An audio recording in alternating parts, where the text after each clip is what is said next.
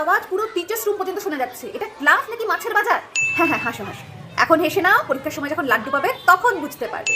100 বার বুঝবে না, আমি 100 বার বোঝাবো, কিন্তু যখন জিজ্ঞেস করবো তখন কিন্তু বলতে হবে, ঠিক আছে? মেস আমাকে আরেকবার বুঝিয়ে দেবে? ধ্যান কোন দিকে থাকে? হ্যাঁ, পড়াশোনা বোঝানোর সময় ক্লাসে তো মন থেকে না, সব মন ওই জানলার বাইরে। পড়া কি করে বুঝবে? এই যে লাস্ট বেঞ্চ, এত কিসের হি হি হি? একটু এখানে এসেও বলো দেখি, আমরাও শুনি, আমরাও একটু হাসি। রোল নাম্বার এই শুরু হয়ে গেল আসার সাথে সাথেই বক বক। এই তোরা দুটো না কালকে থেকে আলাদা আলাদা বেঞ্চে বসবি, ঠিক আছে? তুই এইদিকে বসবি, ও ওইদিকে বসবে। হোমওয়ার্ক করোনি মানে? খাবার খেতে তো ভুলো না, ঘুমোতে তো ভুলো না, হোমওয়ার্ক করতে কি করে ভুলে যাও? কি লিখেছো কি এটা? তোমার দ্বারা পড়াশোনা হচ্ছে না, বাবাকে বলো একটা রিক্সা কিনে দেবে, রিক্সাই চালাবে তুমি, ঠিক আছে? কি এটা? মাথায় কালার করে, চুলে লক্স বার করা, চুল কাটুনি, কি ক্লাস করতে এসছো কি ফ্যাশন শো?